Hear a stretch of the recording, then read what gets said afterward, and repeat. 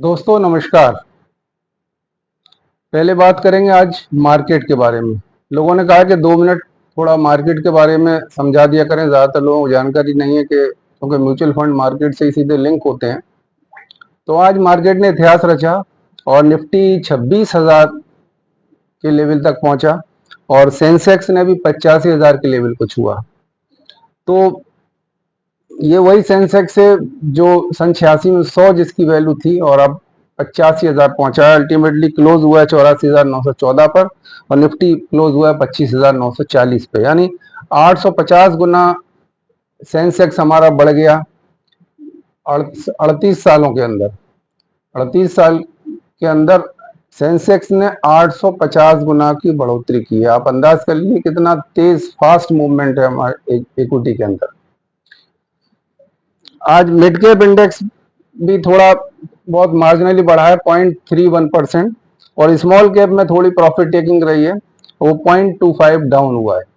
लेकिन ये मार्केट का ट्रेंड है, इसमें कोई ऐसा इशू और परेशानी की बात नहीं है। तो एफआईआई इंडिया के अंदर आए हुए हैं। इमर्जिंग मार्केट्स में भारत दुनिया का सबसे बेहतरीन इमर्जिंग मार्केट है, इसलिए इन्वेस्टमेंट जो की रफ्तार बढ़ी है, तो इसीलिए मार्केट लगातार टॉप पे टॉप लगा रहा है।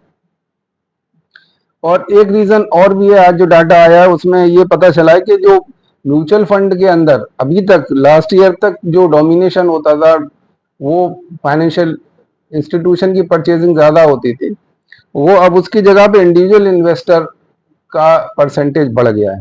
लास्ट ईयर जुलाई में इंडिविजुअल इन्वेस्टर 57% थे, जो इस बार बढ़ के अब हो गए 61%, यानी 3.5% की इंक्रीज हुई है।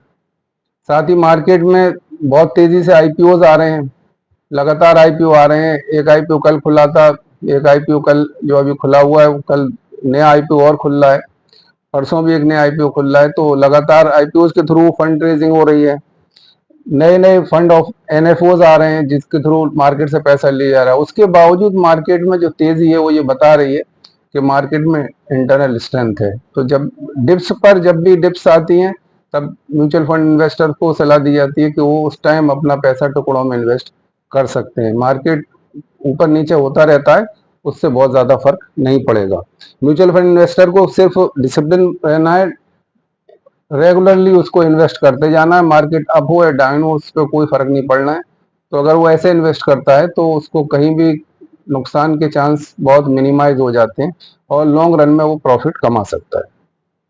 अब बात करेंगे एक एनएफओ की, जो White Oak mutual fund house है उसकी तरफ से आया, जिसका नाम है White Oak digital Bharat fund.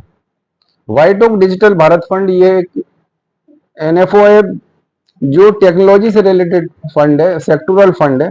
और ये जो भी पैसा कलेक्ट करेगा वो टेक्नोलॉजी और टेक्नोलॉजी रिलेटेड कंपनीज में इन्वेस्ट करेगा।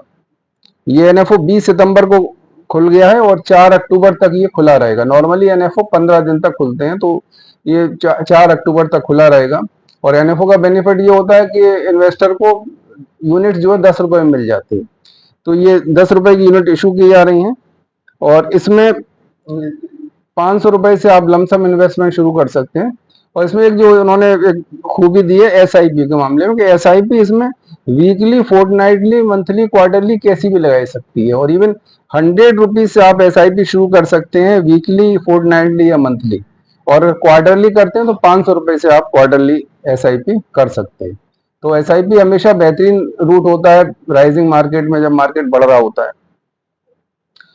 तो ये व्हाइट ओक म्यूचुअल फंड के बारे में बता दें कि जून 2017 में ये स्थापित किया गया था और पहले इसका नाम था यस म्यूचुअल फंड, जो 2022 में जिसका नाम चेंज करके इसको White Oak Capital Asset Management company किया गया।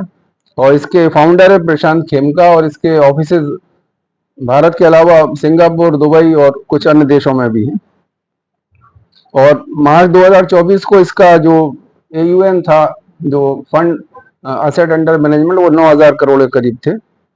और जैसा कि अभी इसी तरह का एक फंड पिछली बार अभी आ चुका है इसी महीने, इन्वेस्को इंडिया का टेक्नोलॉजी फंड, वो ये सेम फंड है White Oak digital Bharat fund. और जैसा कि हम सब जानते हैं कि जो जमाना है वो टेक्नोलॉजी का जमाना है और आने वाले टाइम में एआई का चूंकि और इजाफा हो गया है तो बहुत तेजी से चेंजेस आने हैं।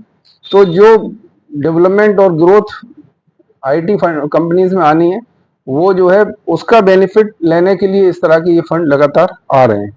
और अभी प्रेजेंट में भी जो हमारे लगभग 10 फंड ऐसे हैं, 8 या 10 फंड जो टेक्नोलॉजी फंड के नाम से चल रहे हैं। और आदित्य बिरला सन लाइफ इसमें सबसे पुराना फंड है। उसके अलावा आईसीआईसीआई बैंक का भी है, एसबीआई का भी है, और भी कई सारे म्यूचुअल फंड हैं। और इन सभी फंड का जब हम देखते हैं तो पिछले 5 साल का एवरेज रिटर्न 27-28% आ रहा है। और 10 साल में भी इन कंपनीज ने, इन फंड्स ने 19% का, 18-19% का एवरेज रिटर्न दिया है।